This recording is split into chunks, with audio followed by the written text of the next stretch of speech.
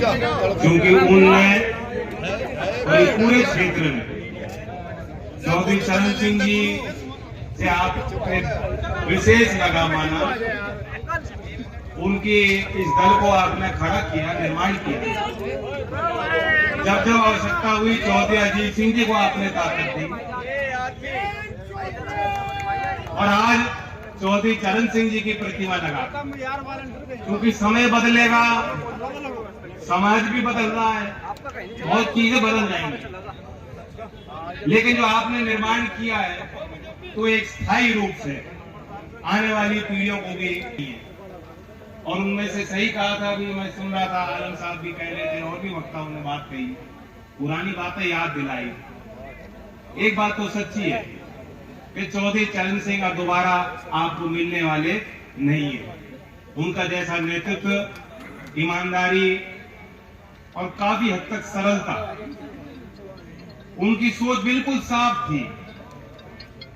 उन्होंने किताबें भी लिखी, और जो लोग बताते उस समय सभाओं में जब वे अपने आंकड़े बताते थे, ग्रामीण समाज, ग्रामीण अंचल से लोग आके उनको सुनते थे, बहुत चीजें उनको समझ नहीं आती, लेकिन वो ये जानते थे अगर चौधरी चरण सिंह जी कुछ कह रहे हैं, सोच विचार कर कह रहे होंगे, सोच समझ कर कह रहे होंगे, हमारी हित की बात कह रहे होंगे।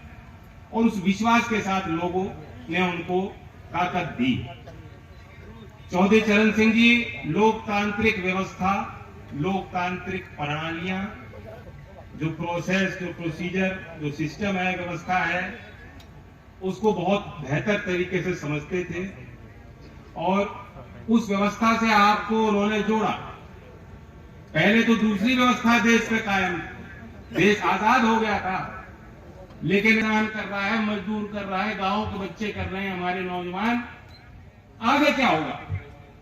एक चिंता, क्योंकि हमारे पश्चिमी उत्तर प्रदेश में आप देखेंगे जमीन बहुत बढ़िया है, देश के राजधानी के करीब इलाके में आप रहते हो, एनसीआर में आपकी गिनती आ गई, संपन्नता भी है कुछ घरों में। यहाँ कुछ घरों में मैं देखता हूँ कि आपके अच्छे बाग भी हैं, मकान भी अच्छे बना लिए, गांव में ट्रैक्टर भी हैं, ट्रैक्टर तो पहले खरीदते हैं, भले सामर्थ्य हो ना हो, तो वो चीजें हैं, लेकिन वह तो एक ऊपर की परत है। थोड़ा सा खोले दोगे तो पता लगेगा कि कितनी तंगी है, कितनी चिंताएं हैं। 5-10 बीघे का किसान भी ये सोच रहा है कि मेरी अगली पीढ़ी क्या करेगी, क्या करेगी, क्या सहारा उसका बन पाएगा। और अगली पीढ़ी से बैठ के बात हो, जिस तरह आपने खेतों में मेहनत की है, ये अगली पीढ़ी तो नहीं करने वाली है। इसके लिए नए औजार इसे देने पड़ेंगे, नई ट्रेनिंग इसको देनी पड़ेगी, नई शिक्षा इनको मिल पाए, नए काम इनको मिल पाए, ये बहुत बड़ी चिंता है इनके लिए। तो सब कुछ तहस नहस सा लगता है लोगों को, बहुत बड़ी चिंताएं हैं। और ऐसे वक्त पे जो सरकार आपके वोट से बनती है, वे इन मुद्दों पे बिल्कुल मौन हैं, शांत हैं। मैं देश के सबसे बड़ी पंचायत का सदस्य बन गया, लेकिन मुझे भी मायूसी होती है ये देखकर कि जो आपके सरोकार के जो मुद्दे हैं, जो जमीनी विषय हैं, जो चुनौतियां हैं, जो आपकी चिंताएं हैं, देश के सदन के माध्यम से उनका समाधान नहीं हो पाता। देश के महामहिम राष्ट्रपति ने पहला अभिभाषण अभी दिया, उसमें भी चर्चा सदन में हुई, लेकिन आप गौर कीजिएगा कि जो पहले पुरानी व्यवस्था थी पूरी तरह उसे चेंज कर दिया गया है। मिलिट्री का क्या स्वरूप बनेगा ये अभी अनिश्चितता है, ना आप समझ पा रहे हैं ना हम समझ पा रहे हैं।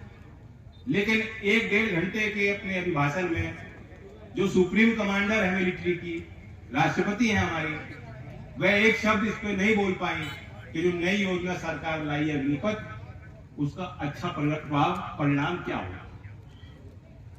2021 में देश में गणना होनी थी, गणना का मतलब गिनती, सर्वे, सर्वेक्षण।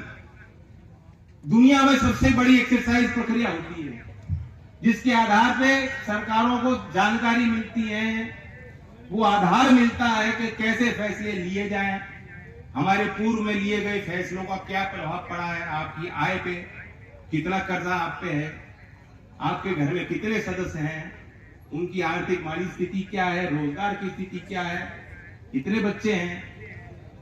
हमने 2011 में किया, हर 10 साल में एक बार होना होता है, लेकिन अभी 2025 तक भी भारत की सरकार